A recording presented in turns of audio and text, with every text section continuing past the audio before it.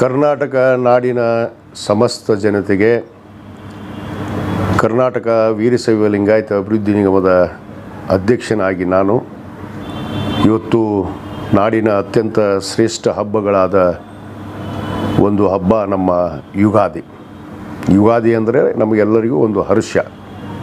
ಯುಗಾದಿ ಕಳೆದರೆ ಯುಗಾದಿ ಮರಳಿ ಬರುತ್ತದೆ ಅನ್ನೋ ಹಾಗೆ ಪ್ರತಿ ವರ್ಷ ಈ ಒಂದು ಯುಗಾದಿ ಹಬ್ಬವನ್ನು ನಾವು ಅತ್ಯಂತ ಶ್ರೇಷ್ಠ ಹಬ್ಬವಾಗಿ ಮತ್ತು ಈ ಹಬ್ಬವನ್ನು ರಾಷ್ಟ್ರೀಯ ನಾಡಿನ ಶ್ರೇಷ್ಠ ಹಬ್ಬ ಜೊತೆಗೆ ಹೊಸ ವರ್ಷ ಅನ್ನೋ ಭಾವನೆ ನಂತರ ನಾವು ಈ ಹಬ್ಬವನ್ನು ಆಚರಣೆ ಮಾಡ್ತೀವಿ.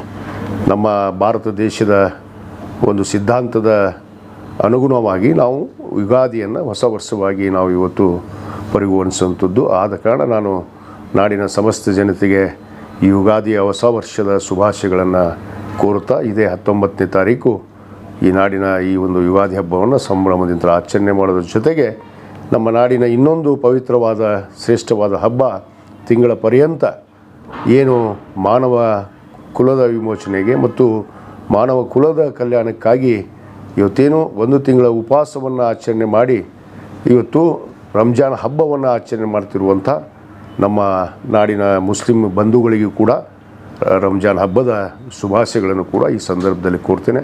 ಇವತ್ತು ಒಟ್ಟಿಗೆ ಆಗಿ ಬಂದಿರುವಂಥ ಈ ಹಬ್ಬಗಳು ಈ ನಾಡಿನ ಒಂದು ಏನು ಸಿದ್ಧಾಂತ ಕೂಡ ಅದೇ ಜಾತ್ಯತೀತ ತಳಹಾದಿ.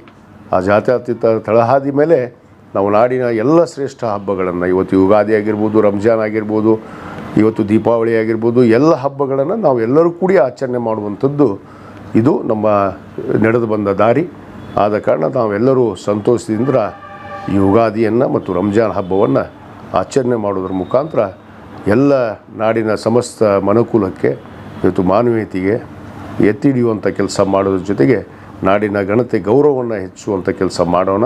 ಮತ್ತೊಮ್ಮೆ ತಮಗೆಲ್ಲರಿಗೂ ಯುಗಾದಿಯ ಹೊಸ ವರ್ಷದ ಶುಭಾಶಯಗಳು ಮತ್ತು ರಂಜಾನ್ ಹಬ್ಬದ ಶುಭಾಶಯಗಳನ್ನು ಇವತ್ತು ನನ್ನ ವತಿಯಿಂದ ವೈಯಕ್ತಿಕವಾಗಿ ತಮಗೆಲ್ಲರಿಗೂ ಹಾರೈಸೋಕ್ಕೆ ಇಚ್ಛೆ ಪಡ್ತೇನೆ. ಶರಣಾರ್ಥಿಗಳು.